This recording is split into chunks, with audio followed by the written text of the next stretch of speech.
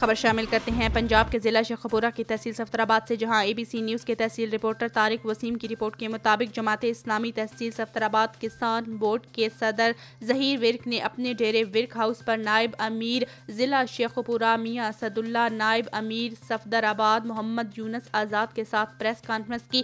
کسان بورڈ کے صدر ظہیر ورک نے کسان کا حق دو کے حوالے سے پریس کانفرنس کرتے ہوئے وزیر اعلیٰ پنجاب مریم نواز سے گندم کا ریٹ 4000 روپے کا مطالبہ کر دیا۔